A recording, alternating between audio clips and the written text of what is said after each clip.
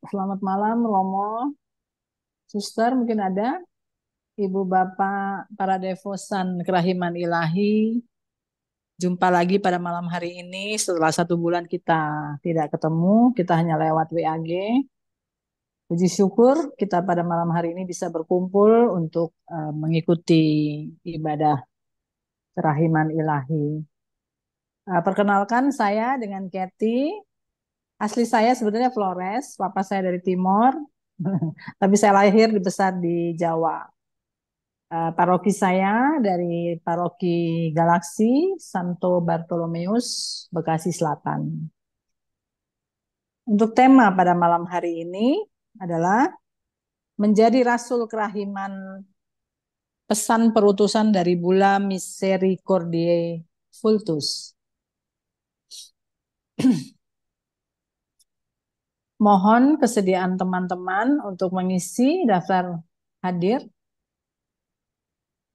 sebelum meninggalkan ruang Zoom nanti. Ada di kolom chat nantinya. Sekiranya ada pertanyaan, bisa menuliskan di kolom chat ataukah raise hand. Mari kita mulai dengan doa pembuka. Dalam nama Bapa dan Putra dan Roh Kudus. Amin. Amin. Bapa yang Maha Rahim, puji syukur dan terima kasih bahwa pada malam hari ini kami anak-anak-Mu boleh berkumpul bersama untuk mendengarkan firman-Mu melalui Santa Faustina. Kiranya Tuhan, izinkan kami untuk duduk diam manis. Biarlah Roh Kudus-Mu hadir dalam diri kami, khususnya berkati Romo kami, Romo Aurel, agar kuasa Roh Kudus yang bekerja, supaya apa yang disampaikan itu berasal daripadamu. Berkati ya Tuhan perangkat-perangkat yang kami gunakan, mulai dari awal, pertengahan, hingga akhir nanti. Hanya di dalam nama Yesus Kristus, kami berdoa dan mengucap syukur. O darah dan air yang memancar dari hati Yesus sebagai sumber kerahiman bagi kami, Engkaulah andalanku. Romo, untuk waktu dan layarnya kami berikan. Silakan Romo. Baik, terima kasih Bu Kati. Terima kasih juga untuk kehadiran teman-teman. Mari kita bersyukur kepada Tuhan atas kesempatan boleh berkumpul kembali di dalam program kita ini. Malam ini kita masih mendalami dokumen kedua yang dari 3 dokumen yang disiapkan atau diberikan kepada kita, yang berbicara secara khusus tentang kerahiman ilahi.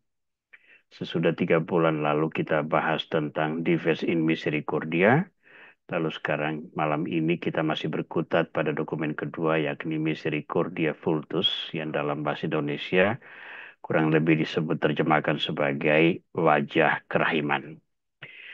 Nah, perkenankan saya untuk mulai share screen sehingga teman-teman bisa mengikuti dari media masing-masing.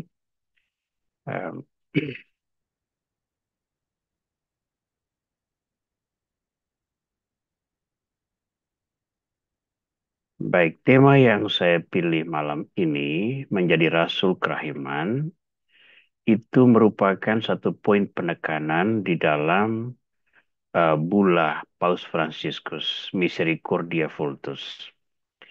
Bulla itu sebetulnya tidak lebih daripada sebuah pengumuman, tetapi pengumuman ini memiliki refleksi teologis yang dalam dan juga memiliki implikasi pastoral yang sangat luas. Maka pada bahasan kedua dari dokumen ini, pada pertemuan ke-8 tahun 2024 ini, saya secara khusus mengangkat tema menjadi Rasul Kerahiman.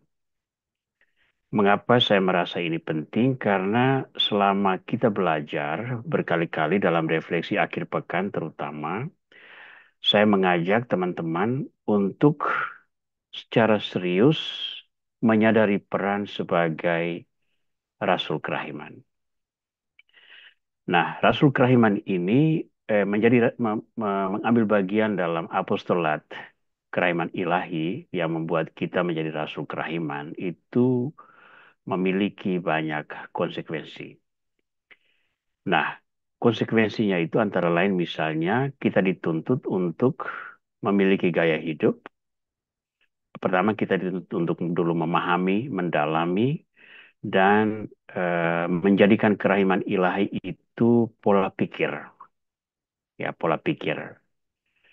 Lalu yang kedua, kita menghayati kerahiman itu dalam hidup pribadi dan juga dalam lingkungan terdekat kita, termasuk dalam komunitas-komunitas Kristiani. Kemudian kita melebarkan sayap pelayanan itu untuk menyentuh orang-orang dari berbagai kalangan tanpa memandang batasan. Sehingga kerahiman itu menjadi tanda harapan bagi banyak orang, termasuk orang-orang yang belum atau tidak percaya Kristus. Nah, tapi untuk itu kita harus memiliki dasar yang baik. Mengapa kita mau menjadi rasul kerahiman? Nah, dalam mendalami bula yang disiapkan Paus Fransiskus ini, saya menemukan ide yang bagi saya cukup komprehensif untuk kita dalami sebagai sumbangan bagi para devosan kerahiman ilahi, supaya serius mempersiapkan diri atau mempertimbangkan seperti apa menjadi rasul kerahiman ilahi tersebut. Sekedar mengingatkan kita semua tentang tiga dokumen itu, yakni Dives in Misericordia dari Yohanes Paulus II yang praktis menjadi landasan teologis adanya perayaan kerahiman ilahi dan apostolat kerahiman ilahi. Kemudian dokumen kedua, Misericordia Vultus, yang diluncurkan pada tahun 2015, yang mengundang kita untuk menjadikannya sebagai yubileum khusus kerahiman ilahi. Saya rasa masih ingat bahwa perayaan itu betul-betul memberi warna luar biasa perkembangan apostolat ini. Lalu sebagai kesimpulan dari perayaan itu, 1 tahun kemudian itu ada Misericordia et Misera, belas kasih dan penderitaan sebagai surat apostolik dari Paus Fransiskus yang menutupi tahun jubileum itu. Nah, kita masih ada pada dokumen kedua ini. Ya, ini dokumen kedua pada pembicaraan kedua. Masih ada satu pembicaraan lagi bulan depan, bulan September, sebelum nanti kita secara khusus berbicara dari Misericordia et Misera pada Oktober-November. Dan kalau mungkin juga Desember. Karena dokumen ketiga ini cukup sederhana, tidak terlalu banyak gagasan yang baru, tetapi baiklah kita dalami supaya sebagai motor penggerak kerahiman ilahi di lingkungan kita masing-masing, kita memiliki satu pengetahuan yang mendasar, ya, bukan hal yang berat sebetulnya. Kita perlu memiliki pengetahuan yang mendasar, yang lebih baik, supaya kita bisa memberi motivasi yang benar kepada orang-orang mengapa penting untuk terlibat dalam apostolat kerahiman ilahi. Nah, pada pesan Urbi et Orbi, itu pesan dari jendela takhta kepausan di Roma, itu uh, pada tanggal 31 Maret 2013, Paus Fransiskus berkata demikian. Kemurahan Tuhan dapat mengubah tanah yang paling kering sekalipun menjadi taman, memulihkan kehidupan bagi tulang-tulang yang kering. Marilah dibaharui oleh belas kasih Tuhan dan dikasihi oleh Yesus. Mari membiarkan kasihnya itu mengubah hidup kita. Mari menjadi agen belas kasih ini, menjadi saluran berkat Tuhan untuk mengairi bumi, memelihara semua ciptaan dan membuat keadilan dan damai bertumbuh subur. Ini praktis menjadi statement awal yang kemudian terus direfleksikan dan melahirkan tahun jubileum kerahiman ilahi tahun 2015 yang ditandai dengan peluncuran bula Misericordiae Vultus yang tema keduanya kita dalami malam ini. Nah, maka buah dari Urbi et Orbi tadi itu inisiatif pastoral tahun 2015 berpusat pada tahun kerahiman itu dengan tema pada waktu itu bermurah hati seperti Bapa. Ya, bermurah hati seperti Bapa. Nah, mendalami bulan ini sesudah kita berbicara tentang wajah-wajah kerahiman pekan lalu, ya, bulan lalu ini wajah-wajah kerahiman dalam bula itu tertulis ini, kerahiman misteri Tritunggal Maha Kudus, kerahiman Allah melawati umatnya, kerahiman itu hukum asasi dalam hati orang yang tulus, kerahiman itu jembatan penghubung Allah dan manusia, dan wajah-wajah kerahiman ini diwartakan oleh para rasul kerahiman. Ya, maka kalau kita mau menjadi rasul kerahiman, kita tidak hanya mengajar orang untuk berdoa jam kerahiman, kita tidak hanya mengajak orang untuk bernovena menyambut pesta kerahiman, atau mengajak orang untuk berdoa koronka atau mendalami buku harian Santa Faustina, tetapi kita berkewajiban juga untuk mengajarkan atau mewartakan wajah-wajah kerahiman yang beragam ini ke dalam kehidupan. Pertama-tama komunitas Kristiani, kemudian pada banyak orang yang ingin juga mengalami cinta kerahiman Tuhan.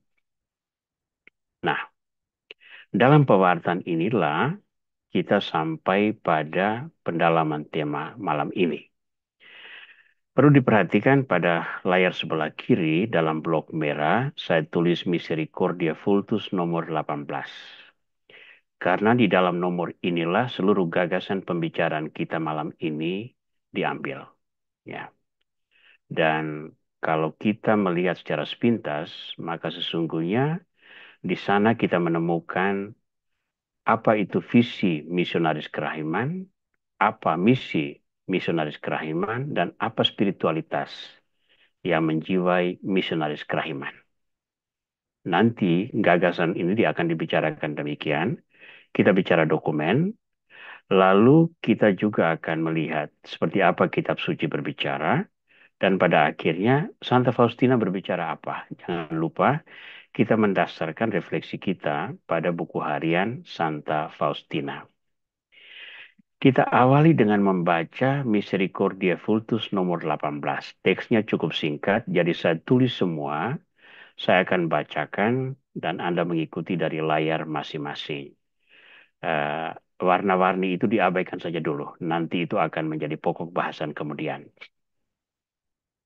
Dalam masa Prapaskah tahun suci ini, yakni tahun 2015, saya bermaksud mengutus misionaris-misionaris kerahiman. Mereka akan menjadi tanda perhatian keibuan gereja kepada umat Allah, agar dapat memasuki kedalaman kekayaan misteri yang begitu mendasar bagi iman.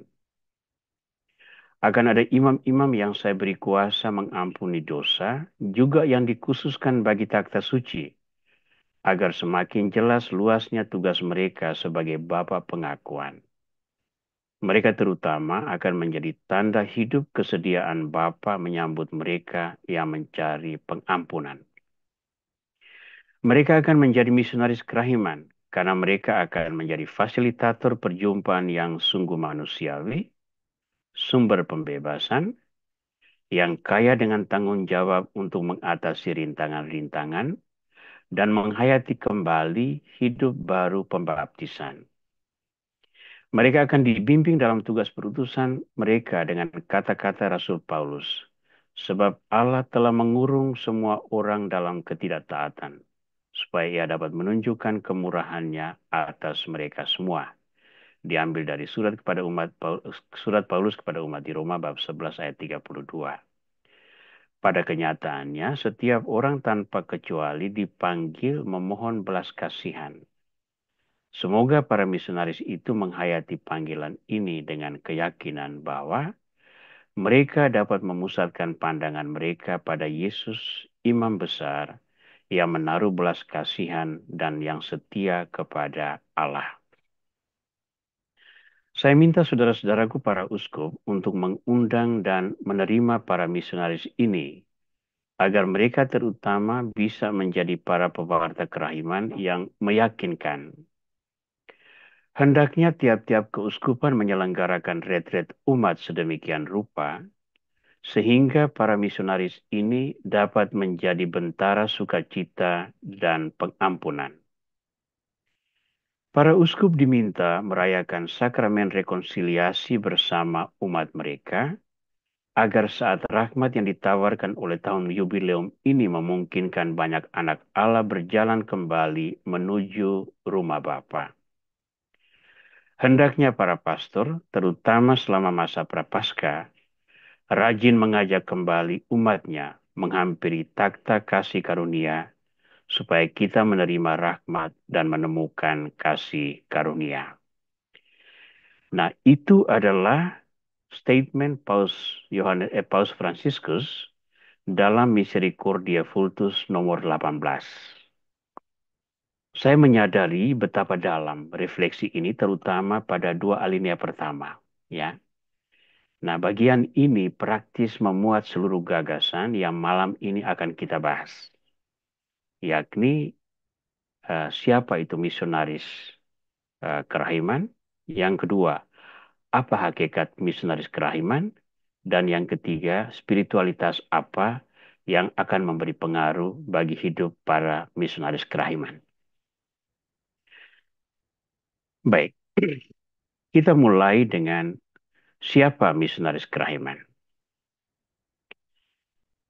Yang menjadi misionaris kerahiman itu semua orang beriman yang sudah menerima rahmat kerahiman dalam sakramen pembaptisan.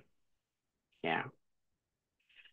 Dalam Misericordia Vultus nomor 3, saya mengutip, kita dipanggil untuk memandang lebih cermat lagi kerahiman sedemikian rupa, sehingga kita dapat menjadi tanda lebih efektif tindakan Bapa dalam hidup kita.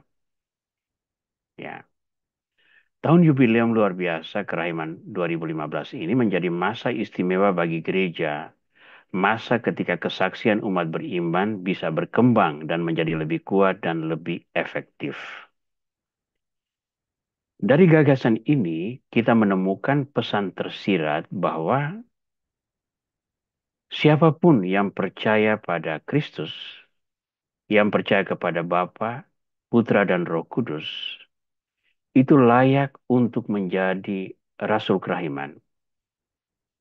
Jangan lupa ya, menjadi rasul kerahiman itu tidak harus lahir dalam bentuk katekisasi, dalam bentuk pengajaran yang seperti saya lakukan sekarang. Tidak harus. Karya-karya kerahiman yang didorong oleh Santa Faustina itu mencakupi doa, mencakupi kata-kata, dan mencakupi pelayanan konkret, perbuatan. Ada kata, perbuatan, dan doa. Kalau kata itu tidak semata-mata berbicara tentang katekese kerahiman, tetapi juga soal penghiburan, soal peneguhan, nasihat, dan sebagainya. Ya, itu siapa saja bisa melakukan itu. Lalu soal perbuatan, apalagi soal perbuatan, semua kita bisa melakukan perbuatan yang mencerminkan kerahiman.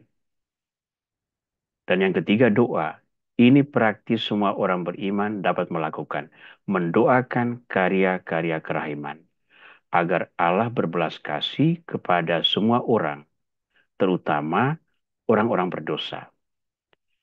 Kalau Anda mengikuti dengan baik bacaan-bacaan yang setiap hari dikirimkan ke kita, terima kasih untuk teman-teman, ya Bu Ellen, Bu Feli, dan terutama untuk Bu Bibisono yang setia mengirimkan recording dari bacaan-bacaan itu, kita menemukan bahwa betapa pertobatan orang-orang berdosa itu menjadi perhatian istimewa, mendapat perhatian istimewa. Dan itu salah satu wujud kita untuk mendukung itu adalah mendoakan pertobatan orang berdosa. Jadi pendek kata, siapapun yang percaya kepada Kristus, yang menerima rahmat sakramen pembaptisan, itu boleh, bisa, dan berhak menjadi misionaris kerahiman. Nah, hakikat misionaris kerahiman itu tercermin di dalam Misericordia Vultus nomor 18 tadi. Jadi siapa saja, tetapi hakikat misionaris kerahiman itu apa? Yang pertama, hakikat itu tertulis sebagai berikut. Tanda perhatian keibuan gereja kepada umat Allah agar dapat memasuki kedalaman kekayaan misteri yang begitu mendasar bagi iman.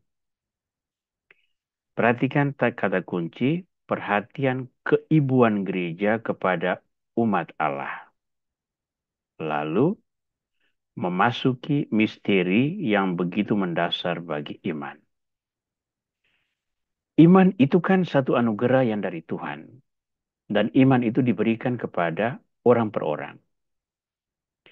Tapi penghayatan iman itu semata-mata tidak terjadi semata-mata secara individual. Iman itu justru bertumbuh dan berkembang dalam komunitas. Ya, bagi kita orang Kristiani, komunitas itu adalah gereja.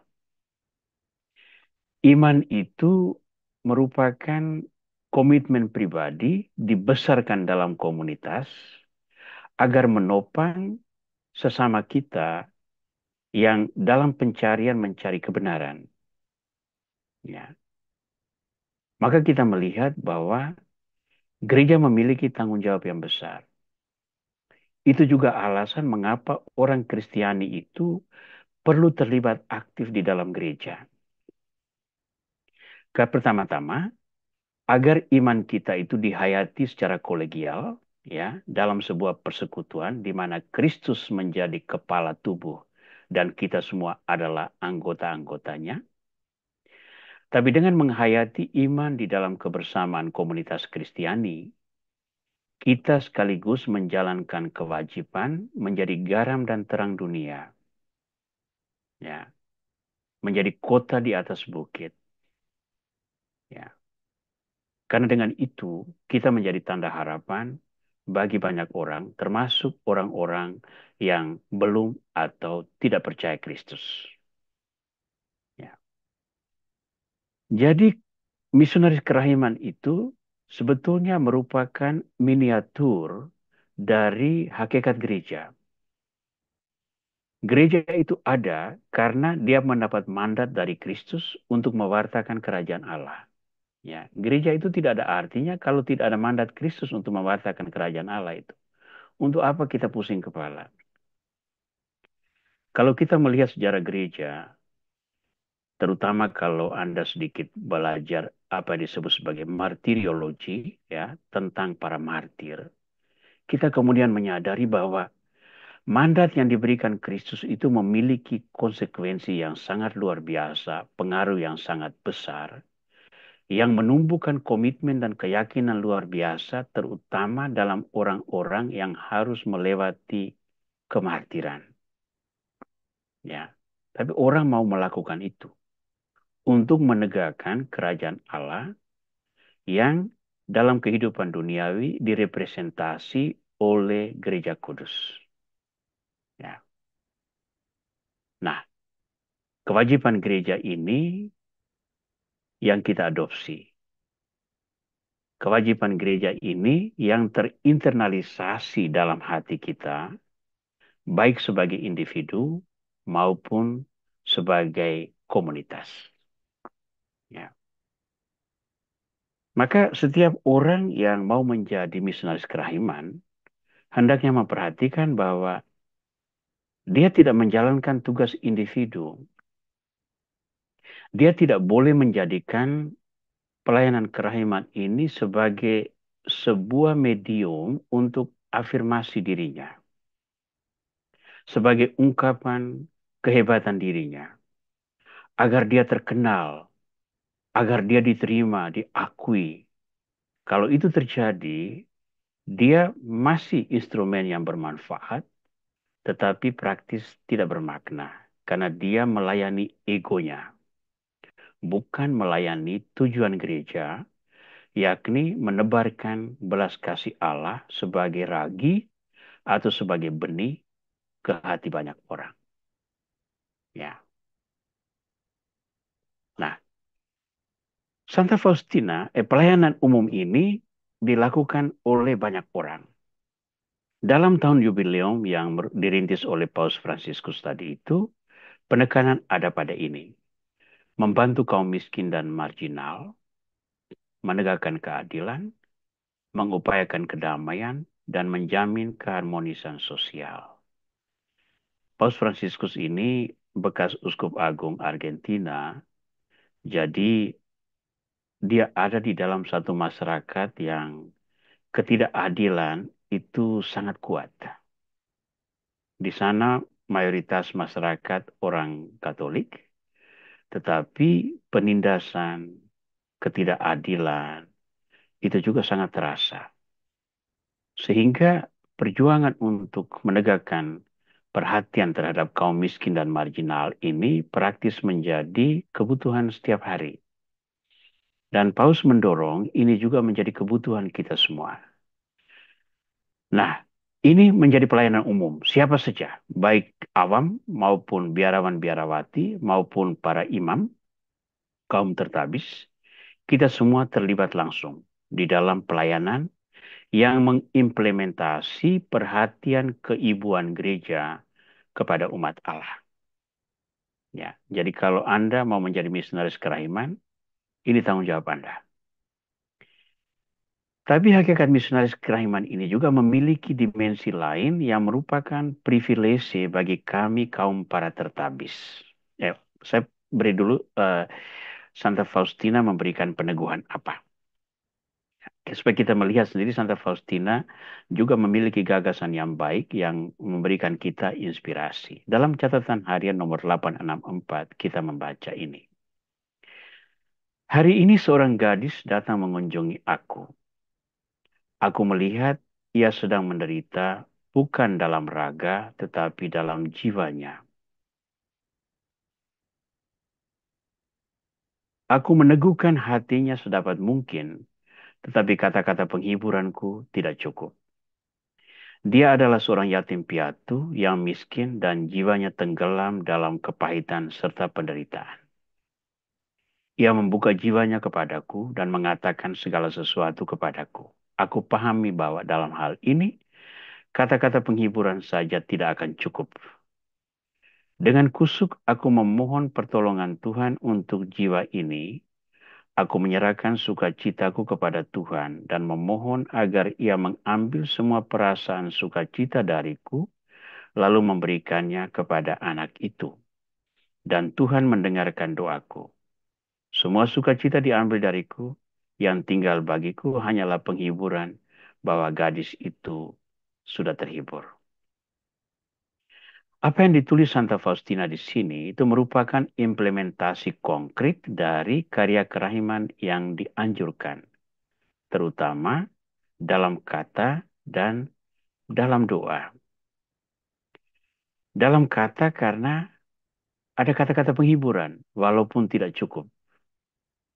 Tapi terutama dalam doa, itu menjadi sangat efektif. Bagian terakhir itu berbicara di sini. Dan Tuhan mendengarkan doaku. Semua sukacitaku diambil dariku, yang tinggal bagiku hanyalah penghiburan bahwa gadis itu telah terhibur. Nah, di sini sekaligus kita melihat Santa Faustina menampilkan dua dimensi doa, yakni mempersembahkan intensi kepada Tuhan, dan yang kedua adalah melakukan mati raga agar doa itu terwujud. Apa yang dipersembahkan Santa Faustina kepada Tuhan? Agar gadis itu terhibur. Tuhan, hiburlah gadis ini. Lalu mati raganya apa? Ambillah sukacita dariku. Kalau itu agar gadis ini bisa terhibur. Ya. Betapa sering kita membaca di dalam buku harian Santa Faustina tentang mati raga ini. Puasa, pantang, dan rupa-rupa penderitaan yang harus lewat. Tapi semua itu sebetulnya merupakan doa secara konkret dalam bentuk ragawi yang bisa dialami. Dan bentuk konkret yang dipilih adalah salib. Karena salib itulah sebetulnya fokus utama bagaimana cara kita berdoa. Karena berdoa itu juga sama dengan memikul salib. Nah, tapi lebih dari itu, apa yang dituliskan oleh Santa Faustina ini merupakan miniatur pelayanan gereja yang menyentuh semua orang umat Allah yang ingin mengalami belas kasih Tuhan tadi. Di sini ya. Nah, ini. Sekarang kita melihat bahwa kedalaman hati Santa Faustina itu sudah melihat secara visioner bahwa di masa kini sangat penting apa artinya membawa pesan kerahiman bagi dunia, terutama bagi banyak orang yang kehilangan harapan. Kita sampai kepada bagian 2 dari hakikat misionaris kerahiman yang saya sebut tadi sebagai sebuah privilege atau karunia khusus bagi kami kaum tertabis, yakni tanda hidup kesediaan Bapa menyambut mereka yang mencari pengampunan. Saya menyebutnya ini sebagai privilege bagi kami karena itu berkaitan dengan sakramen rekonsiliasi. Dan itu tidak bisa lain daripada pelayanan imamat.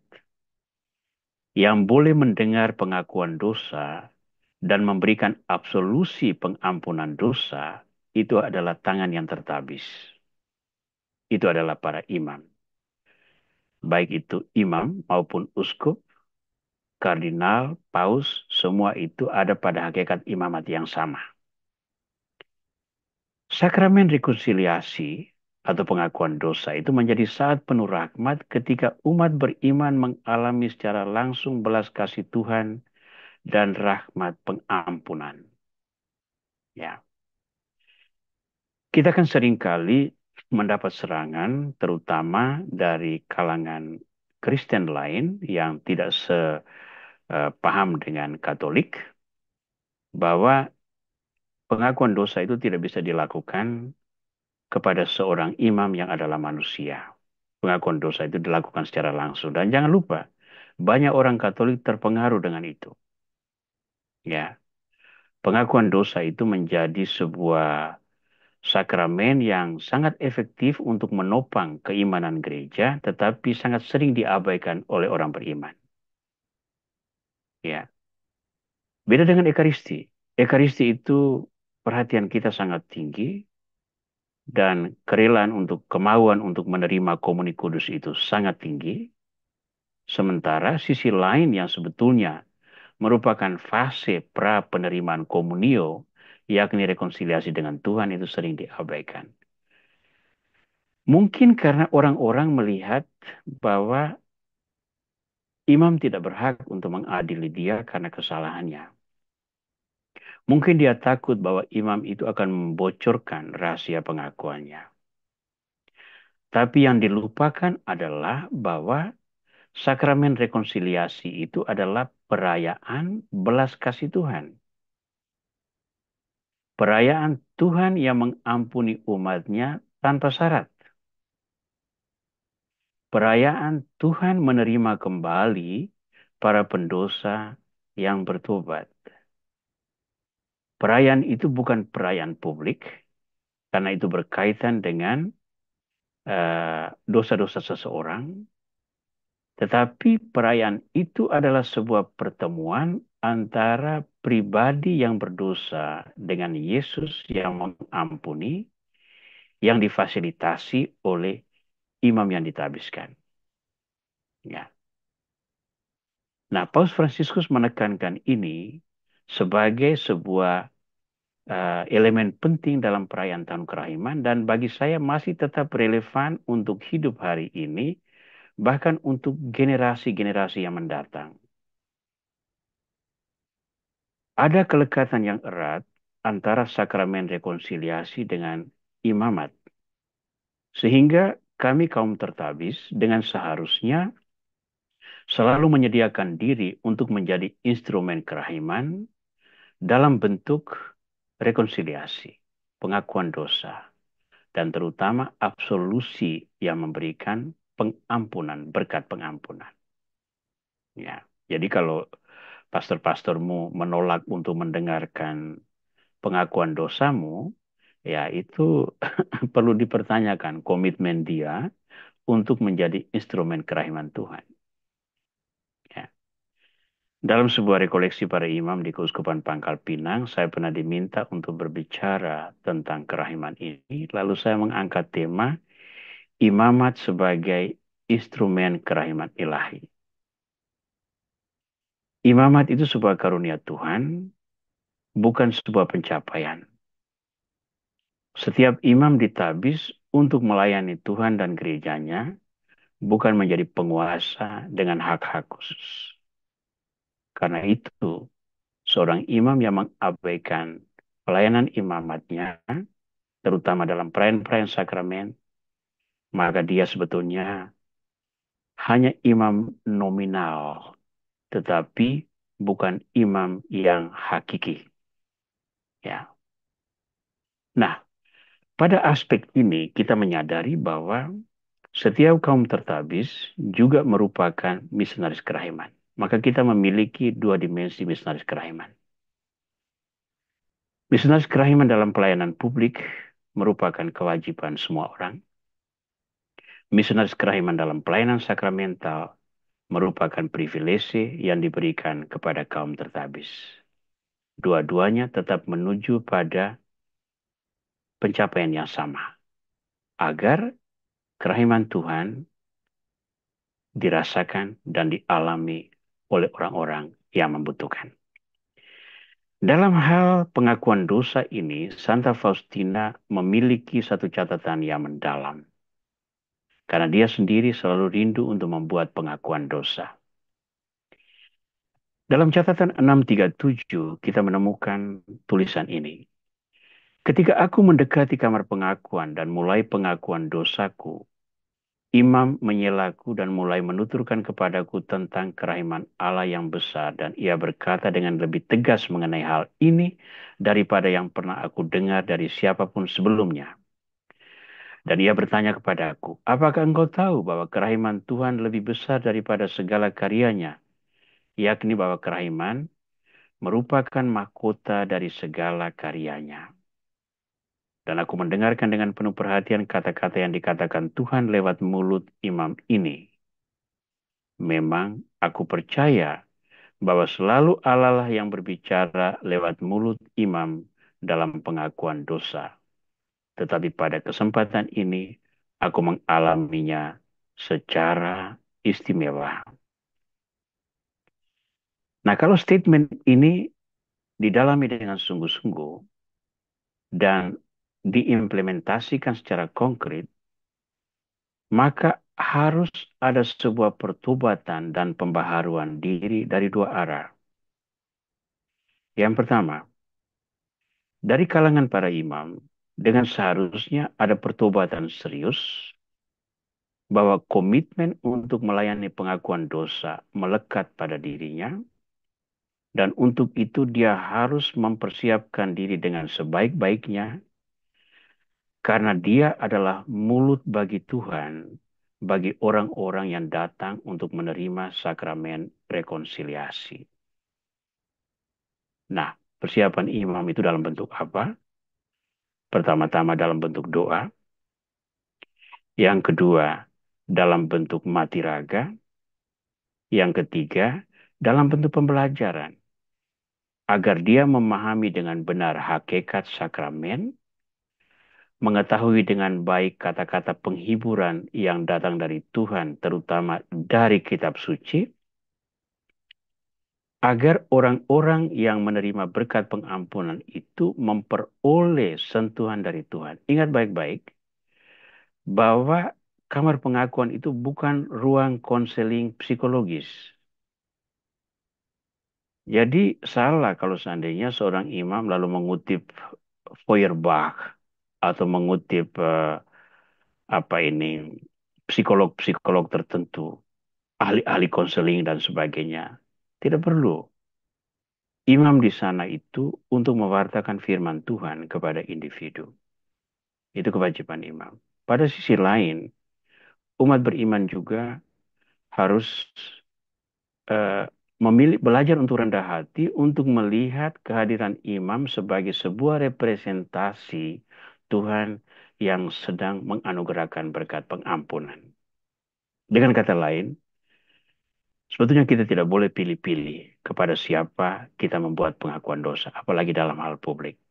Nah, saya teringat pada waktu saya baru ditabiskan itu sudah 32 tahun lalu, saya pertama kali merayakan Ekaristi di kampung saya.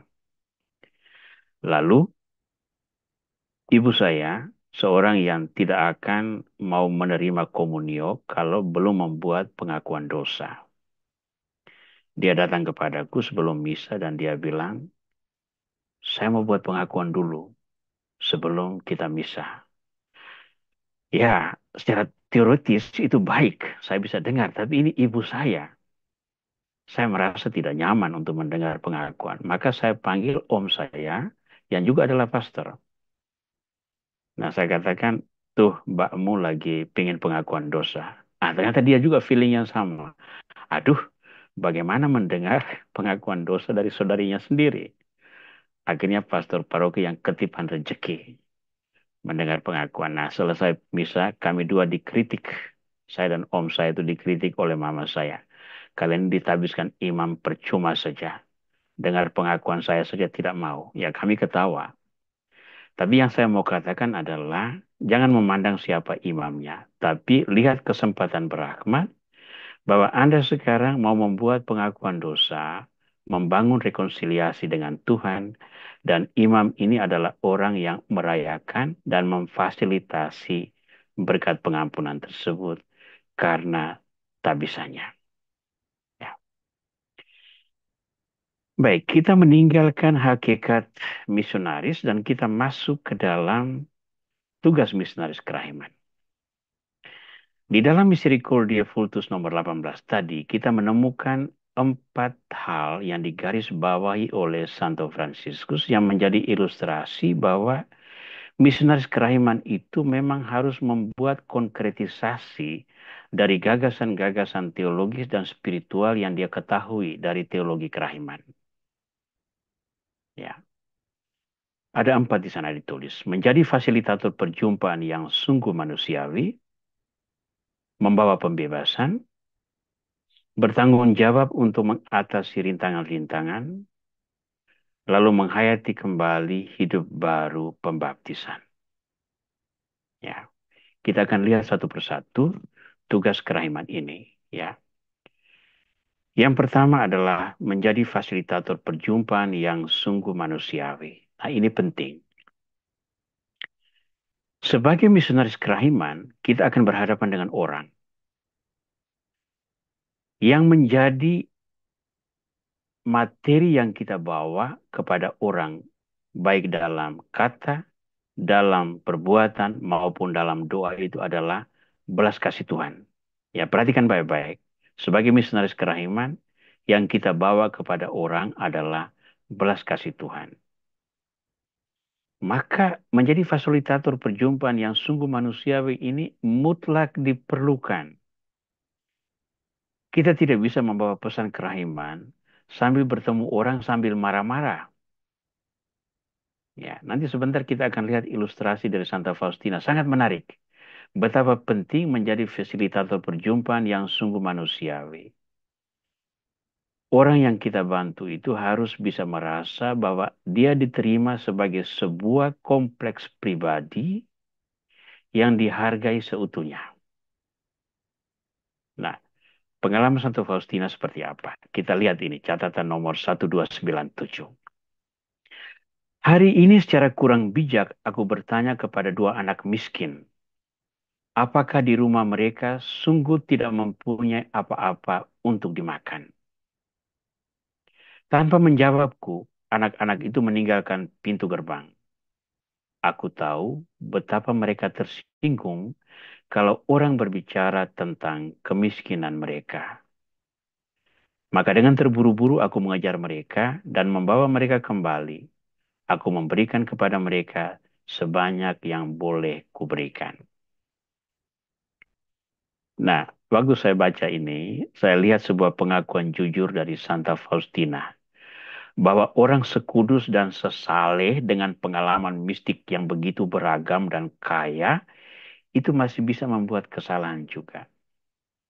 Tapi catatan ini memberikan kepada kita betapa penting menjadi fasilitator perjumpaan yang sungguh manusiawi ini. Ya, orang butuh sesuatu untuk makan misalnya, untuk minum, obat kalau sakit, pakaian dan sebagainya. Itu betul. Tetapi saya percaya bahwa yang lebih dibutuhkan itu adalah penghargaan. Penghargaan. Ya. Kita kita bisa menolong orang ya dengan memberikan kalau dia butuh uang kita beri, dia butuh makanan kita beri.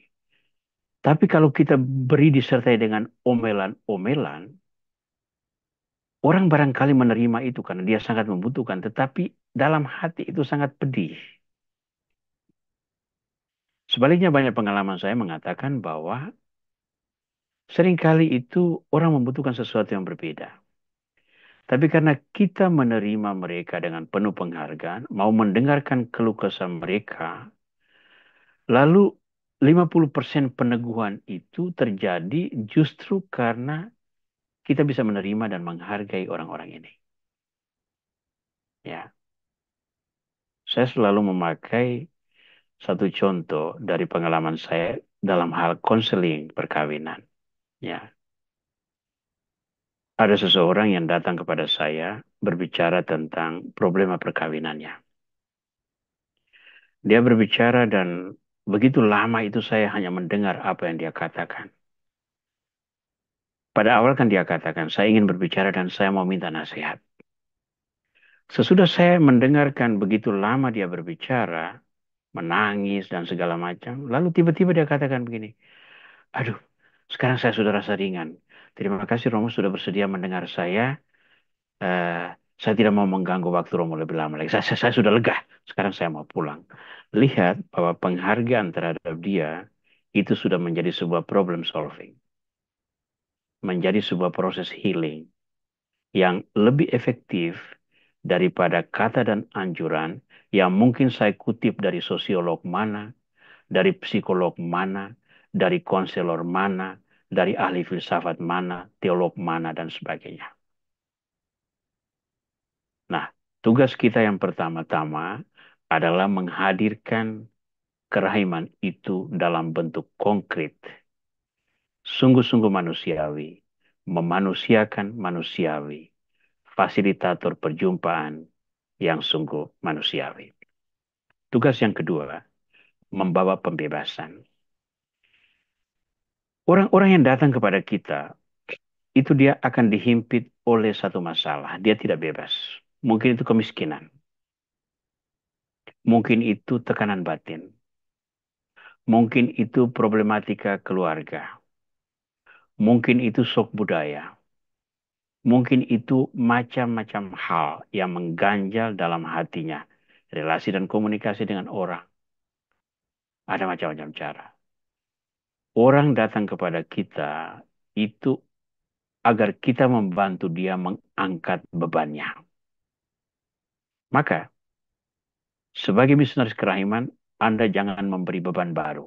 Jeli melihat masalah, beri nasihat yang menjawabi, tanpa harus memberi beban baru, lalu menilai orang atas dasar kepatuhan dia pada nasihat-nasihat yang kita berikan. Ya, saya tahu ada orang yang datang memberi nasihat, lalu dia mengikuti orang-orang itu, apakah nasihatnya itu dilakukan atau tidak. Dan dia akan cek, tempo hari saya nasihat begini, ini kamu sudah lakukan atau tidak. Nah, ini bahaya sekali kalau Anda menjadi misionaris kerahiman. Kita memberikan advis, keputusan akhir itu sepenuhnya ada pada dia. Kalau itu anak-anak kita, barangkali kita masih memainkan peranan supervising, atau itu bawahan kita, karyawan kita dan sebagainya masih bisa. Tetapi tetap menghargai orang dan biarkanlah orang itu mengalami pembebasan. Mengapa pembebasan ini penting? Karena pembebasan dalam pelayanan kerahiman itu merupakan miniatur dari pembebasan sepenuhnya yang dilakukan oleh Yesus Kristus. Nah, ini penting. Nah, Santa Faustina bicara apa? Dalam buku harian nomor 1282, saya menemukan sebuah pengalaman yang bagus yang ditulis Santa Faustina. Jika ada orang miskin yang datang ke biara untuk kedua kalinya, aku memperlakukan mereka dengan ramah dan aku tidak membiarkan mereka mengetahui bahwa aku tahu bahwa mereka sudah pernah ke sini sebelumnya. Aku berbuat begitu untuk tidak membuat mereka merasa canggung. Dan kemudian mereka berbicara kepadaku dengan leluasa mengenai kesulitan dan kebutuhan-kebutuhan mereka. Suster N, itu Suster N, suster yang tidak disebutkan namanya, mengatakan kepadaku bahwa bukan begitulah caranya memperlakukan para pengemis. Dan ia membanting pintu di hadapan mereka. Meskipun demikian, sesudah suster itu pergi, aku memperlakukan mereka seperti sang guru memperlakukan mereka. Kadang-kadang dengan tidak memberi apa-apa, kita memberi lebih banyak daripada kalau kita memberikan banyak, tapi dengan cara yang kasar. Nah, sekarang kita lihat. Nilai pembebasan harus melekat pada tugas misionaris kerahiman. Kehadiran kita itu harus membuat orang merasa lega, merasa nyaman, bukan merasa grogi dan tertekan. Dan itu lahir dari mana? Lahir dari kedalaman rohania kita, karena kita berinteraksi secara intensif dengan Yesus Sang Kerahiman dalam doa, refleksi, dan meditasi kita. Tugas ketiga, bertanggung jawab untuk mengatasi rintangan-rintangan. Nah, rintangan-rintangan ini kan menjadi boundary, menjadi pembatas antara kita. Dalam tugas kerahiman, kita dituntut untuk melewati batasan rintangan ini. Karena kita mau menciptakan unitas, menciptakan satu kohesi iman yang kuat, yang merangkum semua orang ini. Kita ini bukan sekedar seorang konsultan yang dibayar lalu pergi. Ya, kita ini bukan sekedar advisor atau motivator yang melemparkan ide-ide lalu terima honor kita lalu selesai. Tidak. Karya kerahiman itu adalah upaya menciptakan unifikasi antara orang-orang yang ingin mengalami belas kasih Tuhan. Nah, kita mengatasi rintangan-rintangan ini. Kita bertanggung jawab untuk mengatasi rintangan-rintangan itu. Supaya unifikasi itu terjadi. Unifikasi spiritual ya. Bukan unifikasi sosial atau unifikasi personal. Tidak. Unifikasi spiritual. Ya. Kita mengatasi rintangan sehingga di antara kita terjadi sebuah kohesi iman yang mendalam. Lalu itu meneguhkan baik dia maupun kita. Lalu giliran dia untuk membangun unifikasi baru dengan standar kohesi yang baru, yang akhirnya kita membentuk satu mata rantai. Mata rantai kohesi spiritual yang memberi tempat kepada setiap orang. Dia mengalami apa artinya hambatan-hambatan itu tersingkir, yang ada tertinggal hanyalah kejujuran dan ketulusan. Santa Faustina berbicara apa?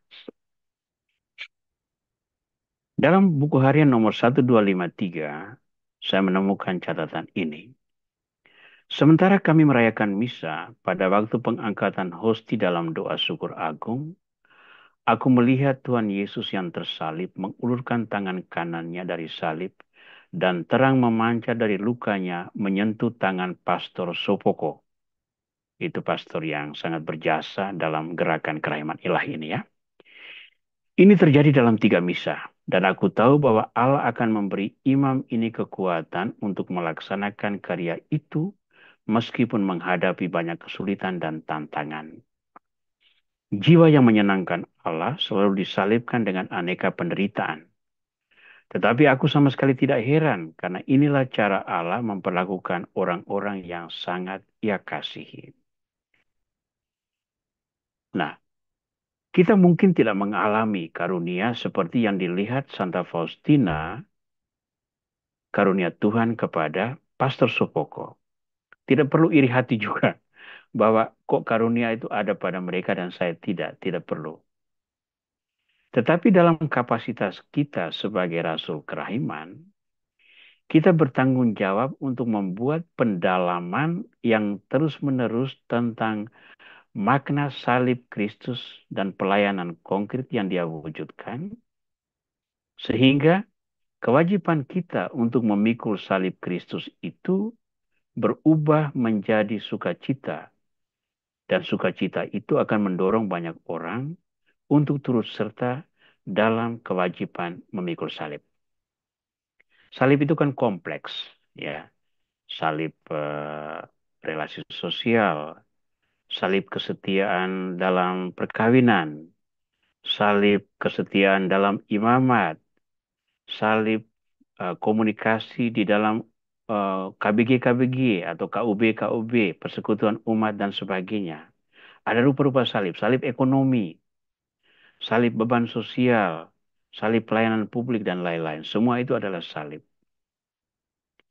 Nah, salib ini seringkali merintangi kita, membuat kita keder, membuat kita takut, membuat kita tidak ingin terlalu banyak terlibat dalam pelayanan. Tetapi kita perlu menyadari bahwa empowerment atau pemberdayaan yang dilihat Santa Faustina dilakukan Yesus terhadap Pastor Sopoko, itu sesungguhnya berjalan juga dalam diri kita. Kita juga diberi inspirasi, diberi peneguhan, agar kita tahan banting dalam mewujudkan kewajiban kita sebagai Rasul Kerahiman. Nah, kita bertanggung jawab untuk menyadari ini. Karena kita berkewajiban untuk menunjukkan kepada orang-orang yang kita layani bahwa oleh bantuan Kristus, kita bisa mengatasi kelemahan diri, setia pada salib kita, bahkan bersuka cita dalam jalan salib itu, dan apa kalau kita bisa melakukan itu, maka orang lain pun bisa melakukannya itu.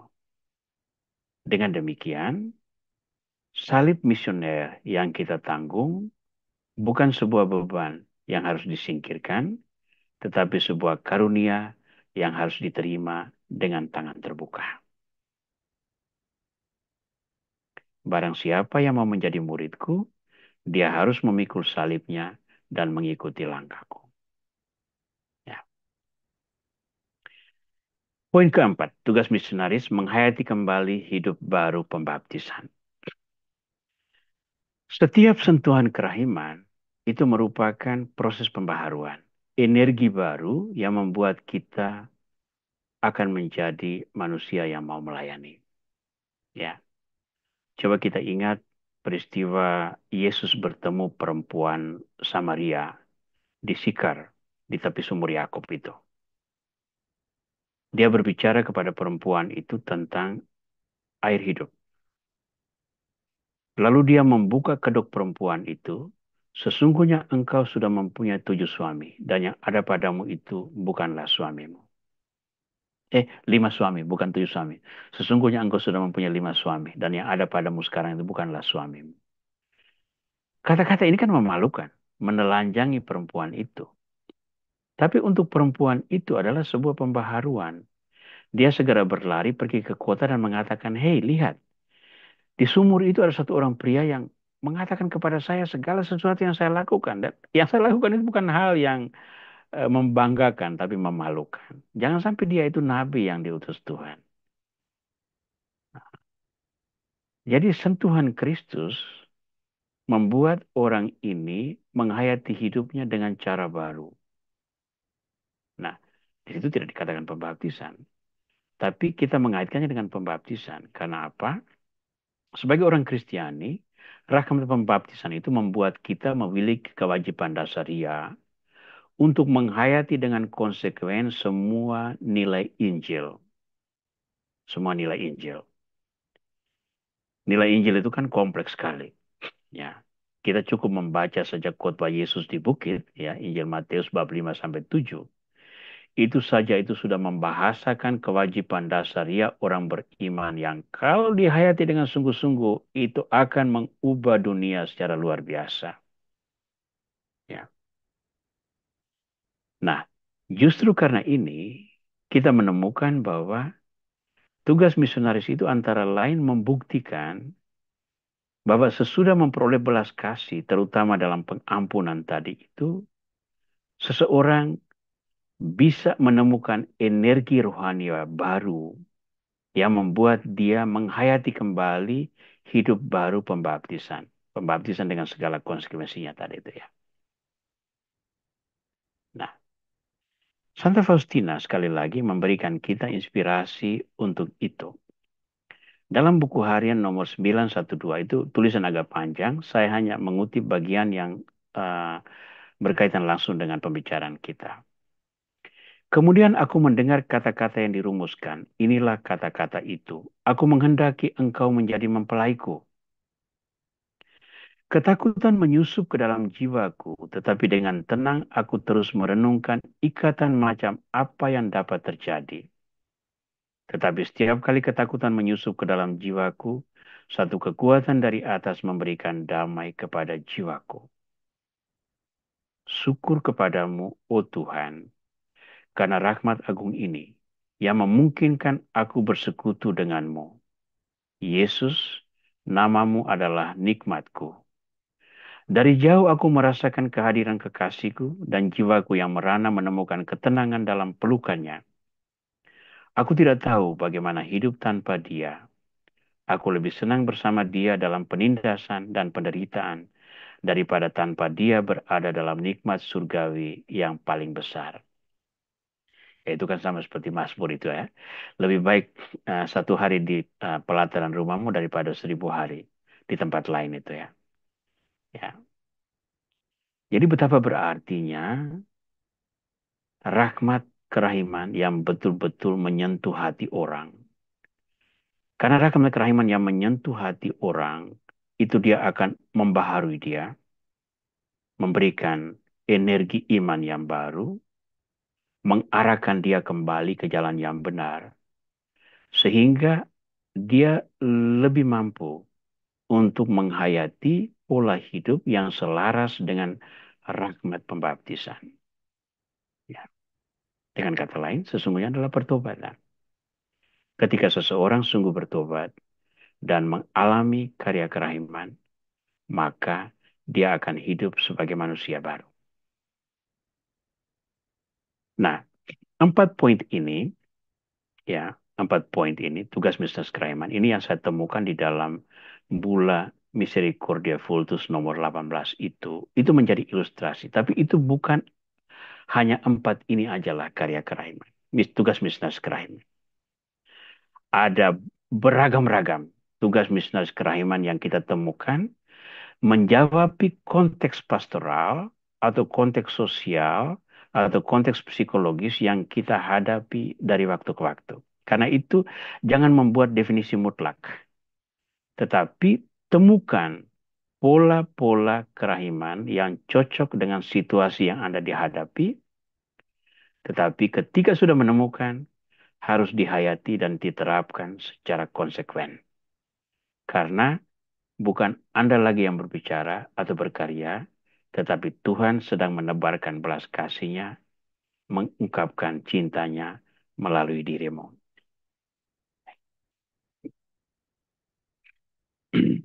Baik, kita sampai kepada bagian terakhir dari refleksi kita malam ini, yakni spiritualitas misionaris kerahiman. Pada bagian dari alinea kedua, Misericordia Vultus nomor 18 itu terkutip surat Ibrani bab 2 ayat 17. Imam besar yang menaruh belas kasihan dan yang setia kepada Allah. Perhatikan, belas kasih dan setia. Dalam surat kepada umat Ibrani, bab 2 ayat 17-18, kita membaca ini. Itulah sebabnya, maka dalam segala hal, ia di sini Yesus Kristus, harus disamakan dengan saudara-saudaranya, supaya ia menjadi imam besar yang menaruh belas kasihan dan yang setia kepada Allah untuk mendamaikan dosa seluruh bangsa. Sebab oleh karena ia sendiri telah menderita karena pencobaan, maka ia dapat menolong mereka yang dicobai.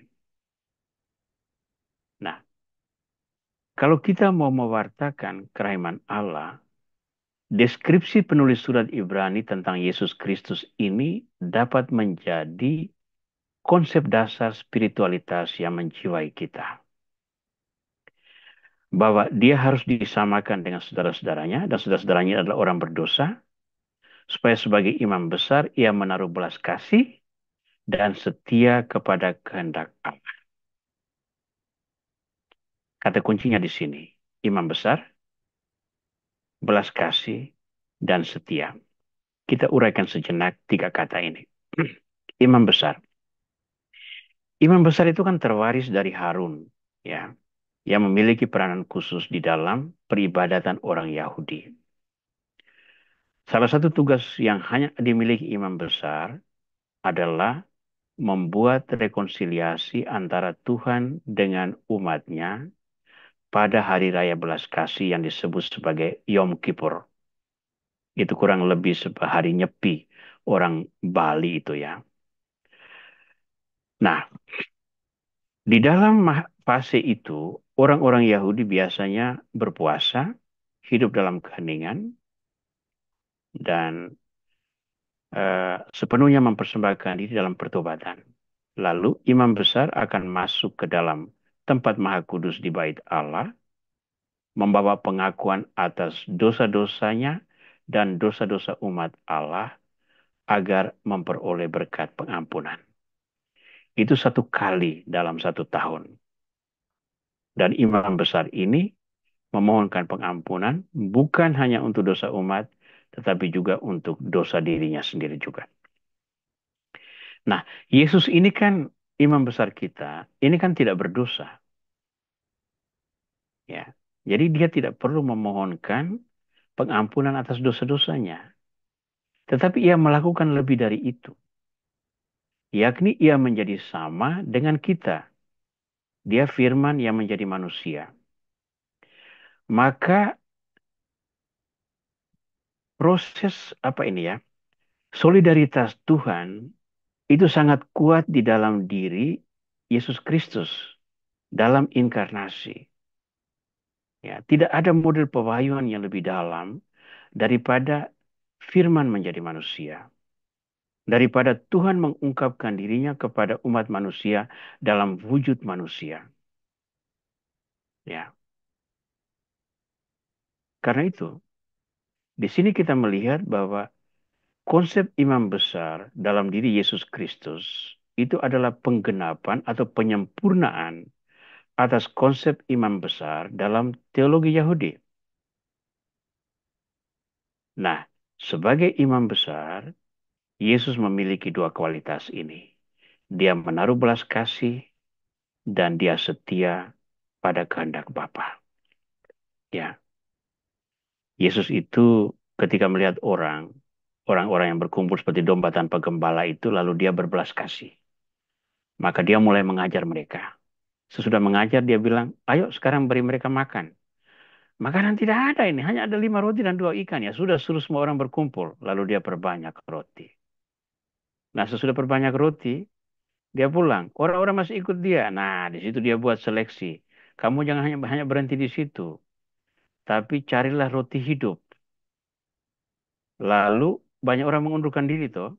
Tinggal beberapa orang yang berkualitas tinggi ini. Yang percaya bahwa Yesus adalah Sang Mesias. Lalu roti hidup itu dilestarikan dalam perjamuan akhir. Ekaristi Kudus yang kita warisi sampai hari ini. Maka belas kasih Tuhan konkret sekali pada kita sampai hari ini dalam bentuk Ekaristi ini. Itulah tanda kesetiaan Tuhan. Yesus itu setia sampai Bapa, bahkan sampai wafat di salib. Nah, Ini yang kita temukan dalam ini, pribadi Yesus Kristus ya. Maka untuk menjadi rasul kerahiman, kita dituntut ini. Kita dituntut menjadi sama dengan saudara-saudara. Yesus itu imam besar menjadi sama dengan saudara-saudaranya. Kita pun harus melebur ke dalam orang-orang yang kita layani, sama dengan mereka. Bukan berarti bahwa kalau orang berdosa kita harus juga berdosa. Tidak. Kita memahami situasi yang dialami orang berdosa itu. Agar mampu menjadi pemberdaya, penghibur, penopang, penuntun, dan sebagainya. Kita harus terus bisa menunjukkan belas kasih. Karena itu hakikat perutusan kita. Dan terutama kita setia pada komitmen ini. Dengan ini saja kita akan bisa mengikuti teladan yang disampaikan oleh Yesus Kristus. Nah, saudara-saudara, dengan sampai pada nilai ini, saya sebetulnya ingin membuat penegasan terakhir. Bahwa visi misi spiritualitas misionaris kerahiman yang kita petik dari Misericordia Vultus nomor 18 ini adalah sebuah refleksi yang kita lakukan agar memberi kita kesadaran. Ini bukan pengajaran dogmatik ya, jangan lupa. Ini juga bukan sebuah pengajaran resmi, tapi ini refleksi saya sesudah membaca dokumen yang begitu menarik ini. Nah, dengan catatan ini saya mau mengatakan bahwa dalami dokumen ini dengan baik, temukan poin-poinnya, dan jadikan itu inspirasi. Karena karya kerahiman ini karya yang praktis sangat berpengaruh bagi hidup gereja hingga hari ini, tetapi itu juga sangat menantang dan menuntut korban diri kita. Karena kita dituntut untuk bertransformasi dari pola hidup kita yang salah ke dalam pola hidup penuh kerendahan hati menuruti Yesus Kristus. Kita dituntut untuk melakukan pertobatan terus-menerus, karena hanya dengan pertobatan seperti itulah kita sanggup membuktikan bahwa kita adalah pelayan-pelayan Yesus yang setia. Ya, dengan demikian saya ingin mengakhiri refleksi malam ini. Saya ingin mengutip kata-kata Paus Fransiskus ketika dia mengumumkan bulan Misericordia Vultus. Semoga gereja memantulkan sabda Allah yang bergaung dengan keras dan jelas sebagai warta dan tanda pengampunan, kekuatan, pertolongan, dan kasih. Semoga gereja tak lelah-lelahnya menyebarkan kerahiman dan selalu sabar dalam menawarkan belas kasihan dan penghiburan. Semoga gereja menjadi suara setiap laki-laki dan perempuan dan dengan percaya mengulang-ulang tanpa henti, ingatlah segala kerahimanmu dan belas kasih setiamu, ya Tuhan, sebab semuanya itu sudah ada sejak purbakala. Baik. Terima kasih untuk semua perhatian, semua kesabaran untuk mendengarkan refleksi saya malam ini, dan saya kembalikan dulu kepada Bu Keti untuk bisa mengantar kita dalam pendalaman materi ini. Baik, terima kasih Romo untuk pencerahannya pada malam hari ini. Agak berat, tapi mencoba mencerna ya Romo. Akhirnya bisa masuk juga. Jadi intinya kita sebagai umat misioner awam tuh juga punya kewajiban untuk, ya kewajiban artinya dalam arti tidak memaksakan ya Romo ya. Ya, Yang tadi Romo bilang bahwa sesuai dengan kemampuan masing-masing kita gitu dalam karya pelayanan kita di hidup di dunia ini. Luar biasa. Saya sampai nggak bisa ngomong Romo. Berat tapi ini apa mengena banget gitu loh Romo. Jadi oke. mesti ditelaah satu persatu pelan-pelan ya Romo ya mungkin. Ya, Jadi nggak bisa ya langsung blok-blok-blok begitu loh. oke. Terima kasih sekali lagi Romo. Nanti akan dibagi ya itunya di-sharingkan di Ya, grup ya Romo nanti untuk materinya materinya akan ya Romo. Baik. di-share dalam grup dalam bentuk PDF. Boleh dipakai Iya, untuk, tidak ada hak cipta di situ, boleh dipakai untuk pendalaman dalam kelompok masing-masing atau modifikasi untuk refleksi pribadi dan sebagainya. Silakan dimanfaatkan ya. iya. Baik Romo. Untuk teman-teman, ini waktunya untuk sahabat Devosan Kerahiman yang setelah mendengarkan ini bisa bersharing mengenai pengalaman hidupnya yang dalam hubungan dengan eh, kerahiman ilahi pada malam hari ini, menjadi rasul kerahiman ilahi pada malam hari ini. Silakan Bapak Ibu kalau ada yang mau bersharing atau mungkin ada yang mau bertanya.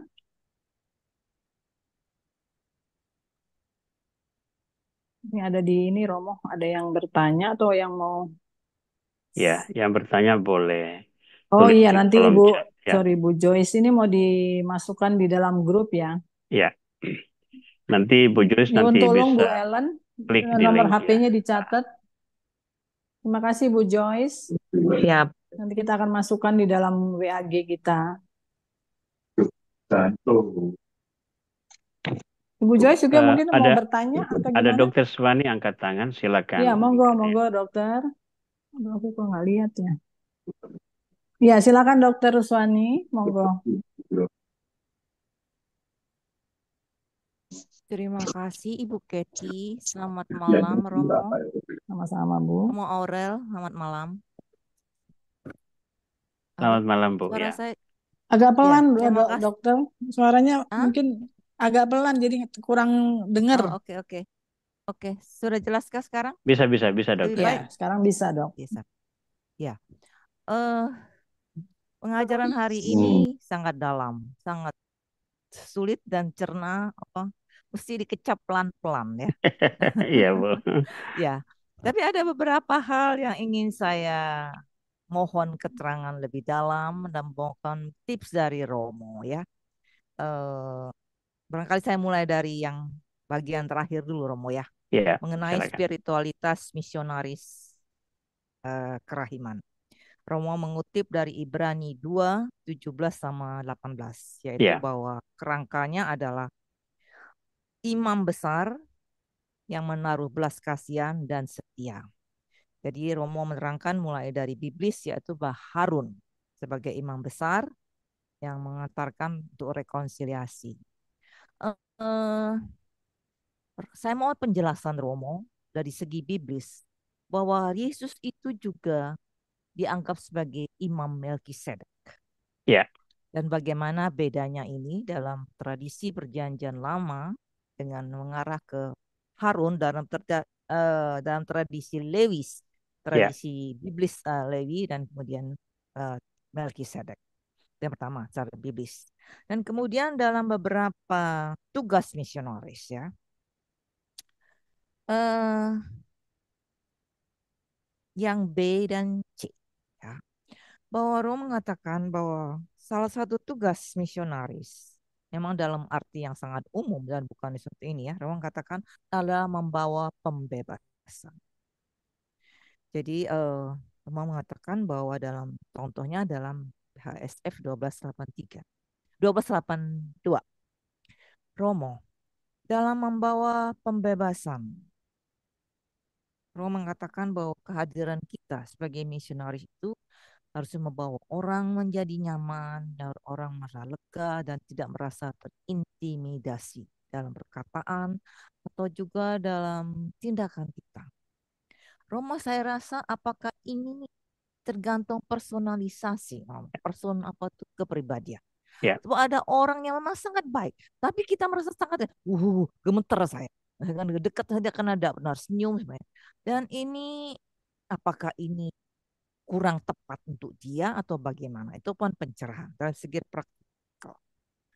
Dan yang nomor C, yaitu bahwa misionaris itu seharusnya bertanggung jawab juga untuk mengatasi rintangan.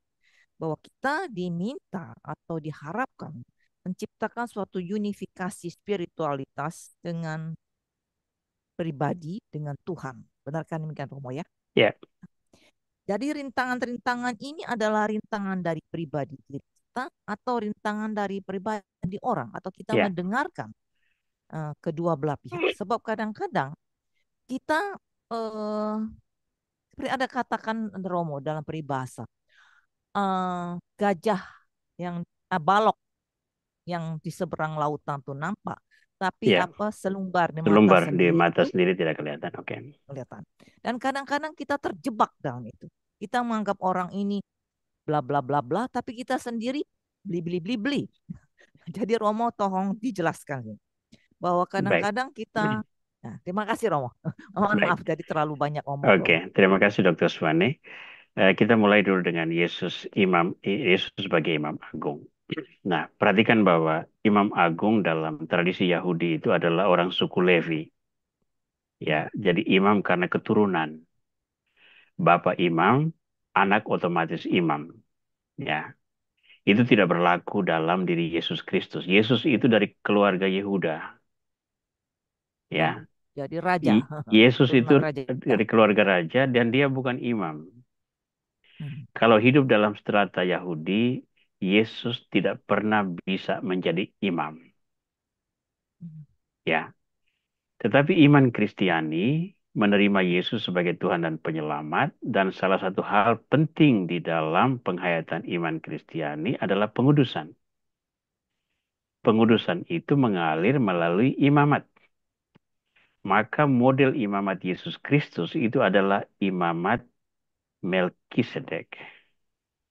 Imamat, Siapa imamat, Melkisedek? oke. Itu ada dalam kitab Kejadian yang menyambut Abraham yang pulang sesudah mengalahkan Raja Kedorlaomer dan sekutu-sekutunya waktu membebaskan Lot dan orang-orang Sodom. Melkisedek ini diberi persepuluhan oleh Abraham. Ya, praktik persepuluhan itu dalam lingkungan Yahudi itu berlaku untuk para imam. Itulah sebabnya suku Levi itu tidak mempunyai tanah warisan. Pembagian tanah Israel itu untuk 12 suku itu tidak termasuk Levi. Sementara anak Yusuf yakni Efraim dan Manase itu dianggap dua suku. Hmm. Nah, karena itu privilege persepuluhan itu adalah privilege suku-suku Levi. Tapi ketika suku Levi belum ada, Abraham sudah memberi itu kepada Melkisedek. Melkisedek yang adalah Raja Salem.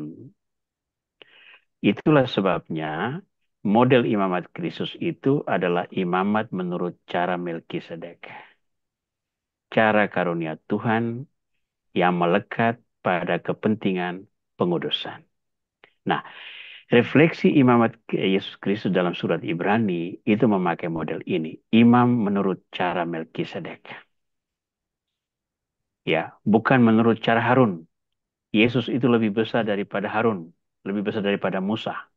Demikian refleksi surat Ibrani. Tapi itu jangan lupa, itu perspektif Kristiani. Orang Yahudi Hmm. hari ini sampai hari ini tidak mengakui Kristus sebagai imam. Ya, tidak pernah. Nah, kita semua melihat ini sebagai contoh, lalu kita mengaitkannya dengan korban Kristus. Pada malam perjamuan kudus, Yesus melakukan perjamuan kudus bersama para murid, dan dia memerintahkan mereka, lakukanlah ini sebagai kenangan akan daku. Perjamuan kudus itu adalah implementasi pertama imamat Yesus Kristus yang menciptakan ekaristi dan imamat sekaligus pada malam itu. Penyempurna perjamuan kudus itu adalah korban salib di Golgota. Sehingga ekaristi kita itu adalah perpaduan antara perjamuan akhir dengan korban salib. Setiap hari kita persembahkan ekaristi, itu sama seperti menyalibkan Kristus secara baru. Agar umat hari ini bisa menyambut tubuh dan darahnya yang tertumpah sebagai pengudus bagi hidupnya. Ini gagasan teologis ya Bu Dr. Swani.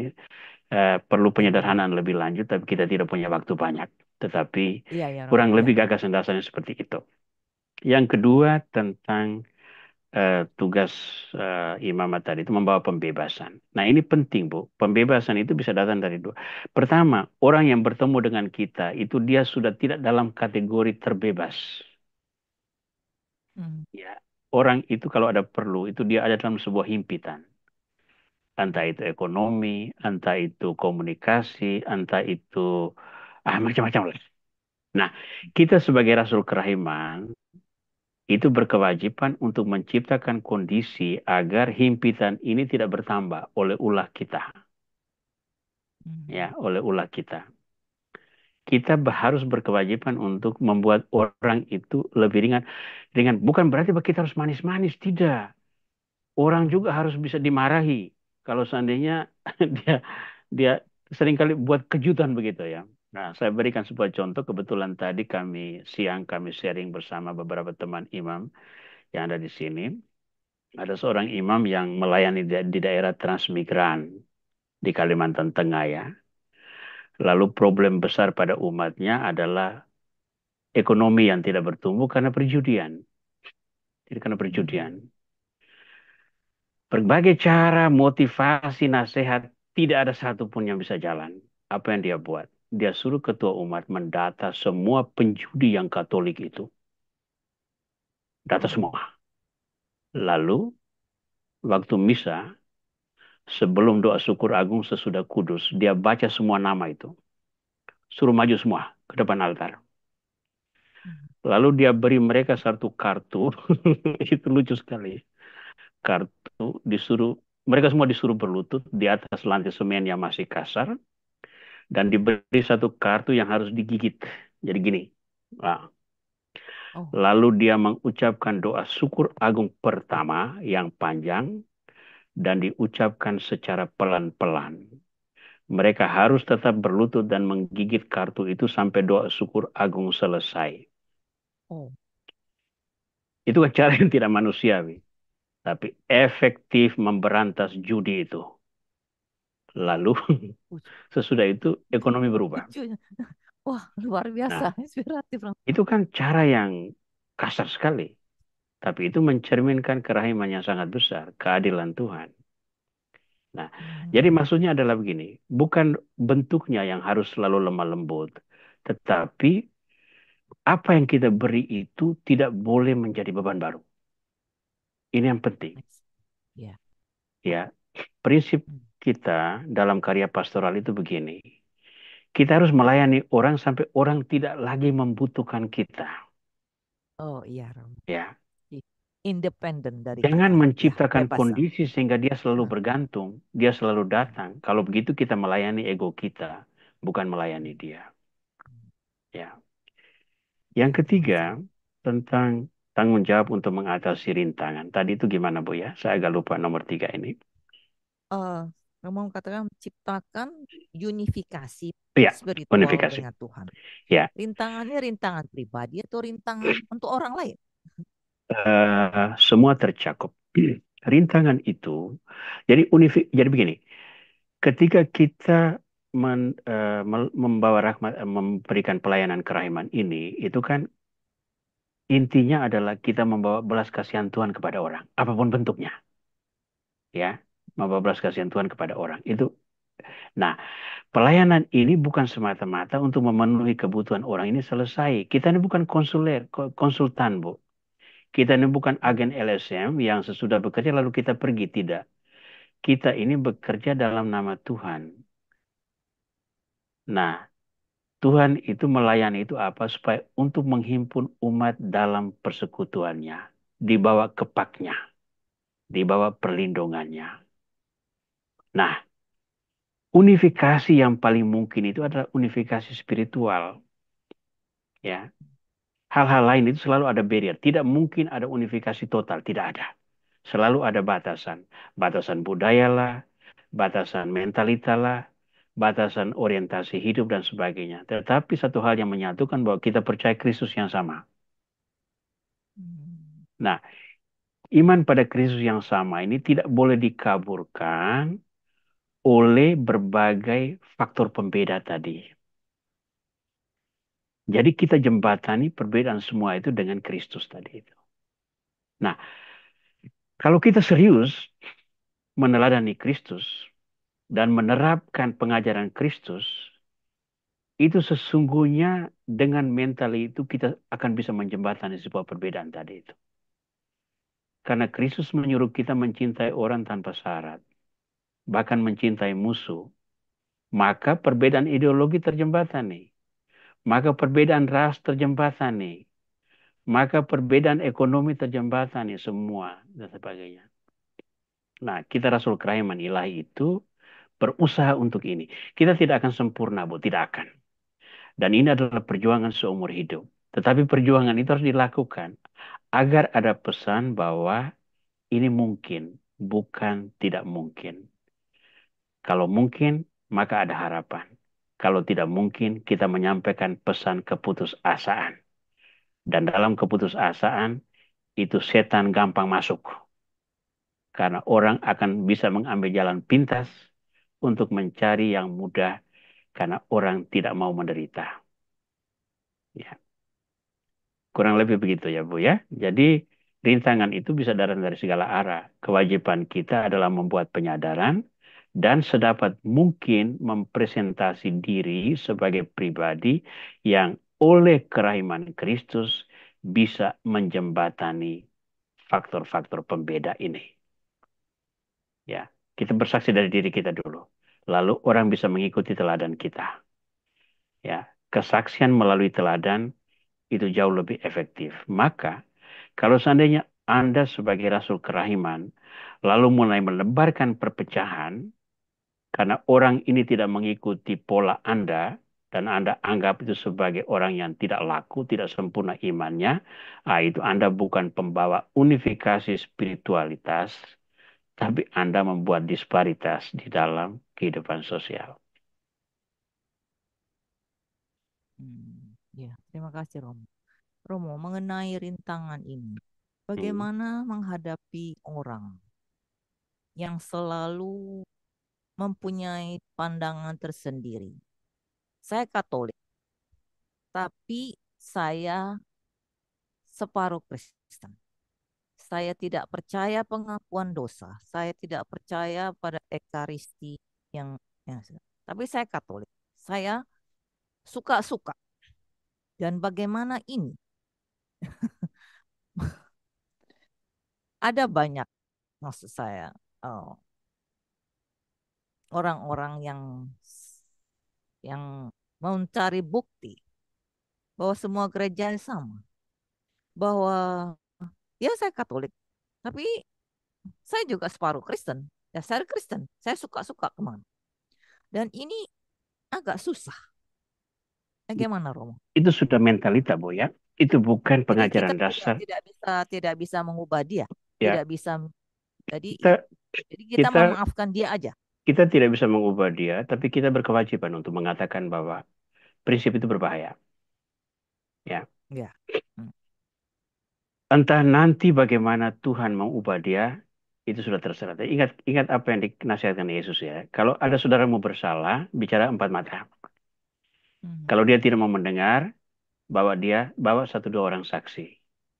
Kalau itu juga tidak mendengar, bawa ke dalam pertemuan jemaat. Kalau itu pun tidak dengar, anggap dia sebagai seorang pemungut cukai atau orang berdosa yang layak untuk disingkirkan. Ya, jadi kewajiban menyampaikan harus dibuat. Apakah dia mau berubah atau tidak, itu sudah perkara lain. Tapi kita Oke. harus mewartakan. Kita Oh harus harus, tetap mewartakan. harus, harus. Kalau kita tidak wariskan itu kita salah. Kejahatan itu bisa bertumbuh antara lain karena orang baik tidak melakukan apa-apa. Ya, Hmm. Hmm. ya. Ya, Oke. ya. Saya Ya, baca dulu satu pertanyaan. Saya lihat Pak Albert ya, sudah angkat tangan. ya. Tapi Terima ya, kasih Pak Romo. Albert Maaf dulu waktunya. mungkin mau bicara. Pak Albert silakan. Bu Kati, sorry ya saya Silakan Pak. melangkah ya. Ya, silakan Pak. Ya, selamat malam, Romo Aurel. Terima kasih buat kesempatan. Ada dua pertanyaan, yaitu mengenai contoh yang tadi diberikan tentang belas kasih oleh Suster Faustina Faustina ya. tentang apa? Tentang memberikan apa dengan bantuan dengan kasih. Sementara suster yang lain, yaitu Suster N, kayaknya membanting pintu karena tidak menyukai. Ya, Nah, ini saya punya pengalaman kayak demikian gitu ya. Cuma tadinya saya pikir orang ini sih memang butuh bantuan. Saya memberikannya dengan sukarela. Tapi suatu saat ketahuan bahwa itu adalah suatu pancingan yang saya berikan apa bantuan saya itu untuk menunjukkan kepada orang lain bahwa saya itu si Albert itu, Bapak Albert itu memberikan bantuan. Kenapa kalian nggak memberi bantuan kepada Oke. orang tersebut? Nah, Ya, saya dari situ tuh kayaknya ada apa ya, jadi rasional gitu loh, ya, Romo. Maksudnya rasional, kok jadi kayak gini gitu kan? Terus kita hentikan. Kemudian beberapa tahun kemudian dia datang lagi, kita berikan. Tapi saya memikirkan bahwa sebenarnya kamu tuh udah cukup kuat dalam hal mandiri karena anak-anaknya pun sudah lulus. Nah, di situ sekali lagi setelah beberapa kali kita hentikan. Cuma saya kadang-kadang suka kepikiran, kenapa ya saya nggak memberikan bantuan? Tapi pada saat saya rasionalitaskan semuanya, kamu kan sebenarnya keluarga kamu tuh udah lebih ringan, anak-anak kamu sudah lulus dan sudah bekerja.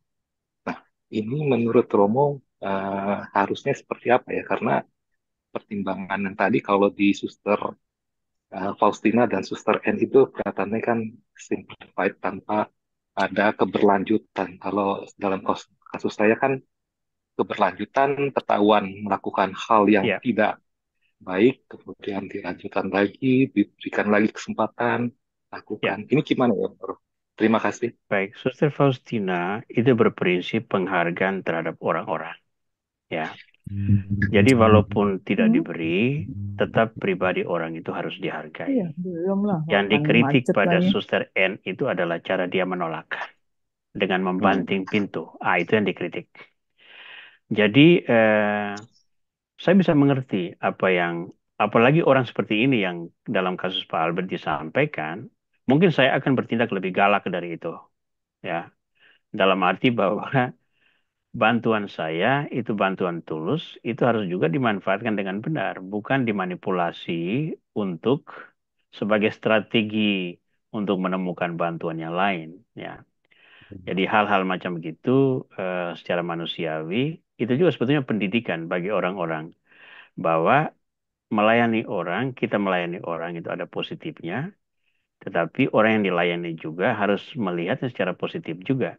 Tidak bisa itu dijadikan sebuah jalan untuk semacam memanfaatkan kelemahan kita untuk tujuan yang jauh lebih buruk. Ya, jadi bagi saya eh, mentalita untuk memberi itu jangan sampai padam.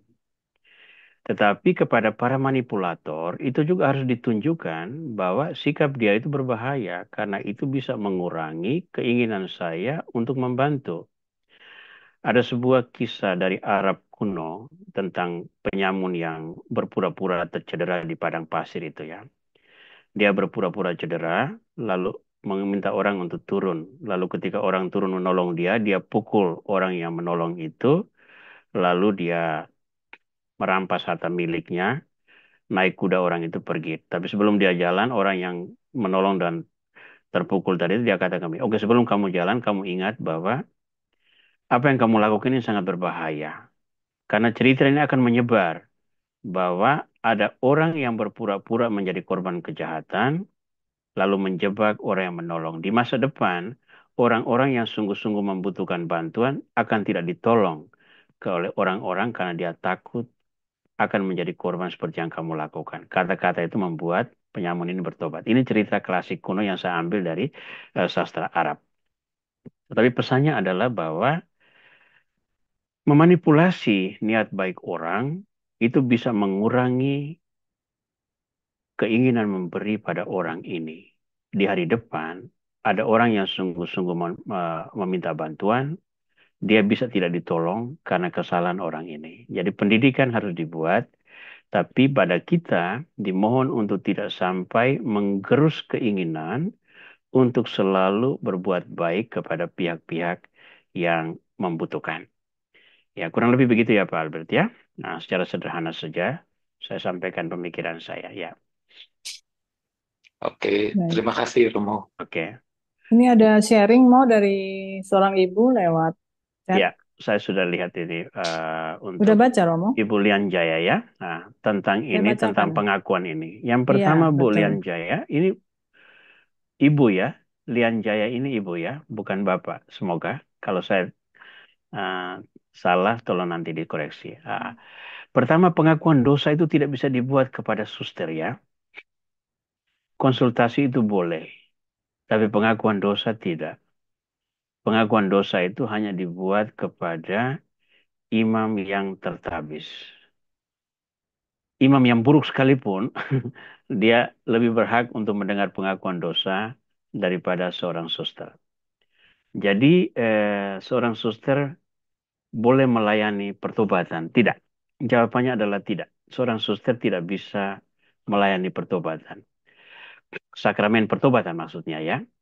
Konsultasi tentang dosa dan pertobatan bisa.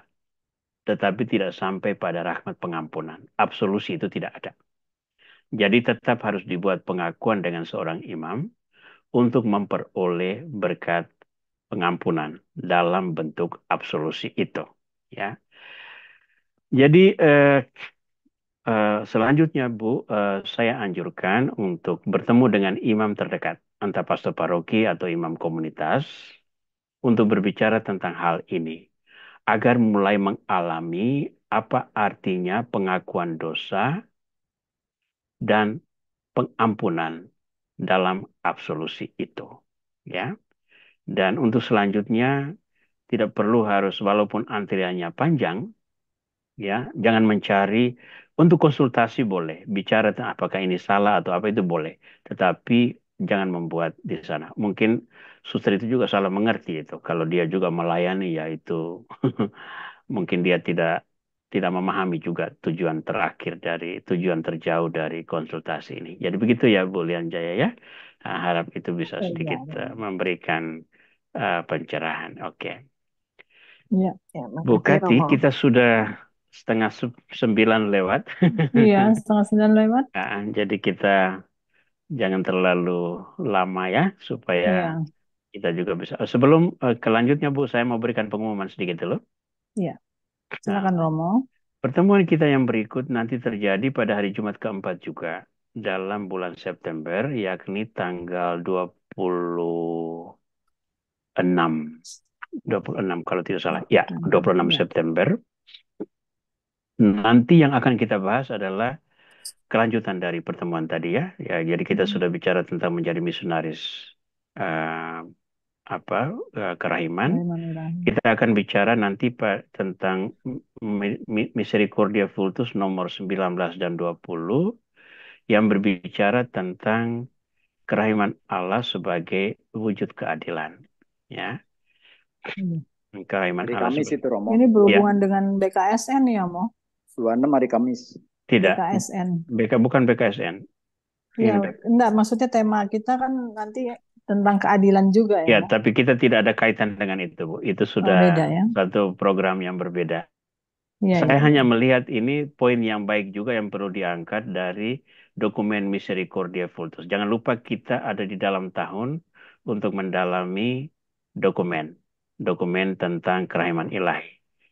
Masih ada satu dokumen lagi yang akan kita lanjutkan nanti bulan Oktober, yakni Misericordia et Misera. Jadi ada 3 dokumen yang tadi saya paparkan di awal presentasi tadi itu ya. Nanti saya akan kirimkan lagi untuk menjadi perhatian semua orang. Iya, Ah, baik. baik, saya Baik, kembalikan ke Romo. Bu Kati untuk Iya. melanjutkannya ya. Terima kasih sekali lagi kepada Romo, Ibu Bapak terkasih, para devosan kerahiman ilahi pada malam hari ini.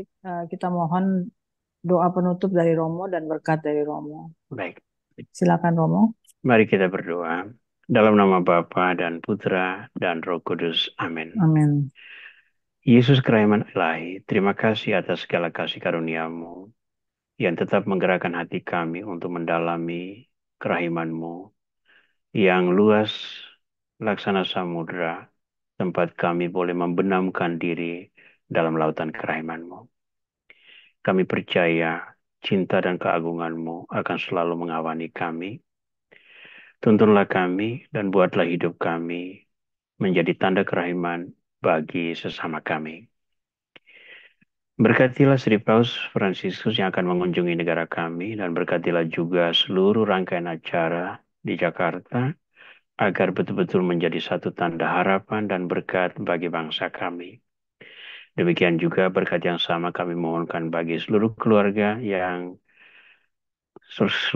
kami dan seluruh saudara yang terlibat dalam pertemuan malam ini, agar mengalami belas kasih-Mu dan mau menjadi alat-Mu untuk membagi belas kasih-Mu kepada sesama.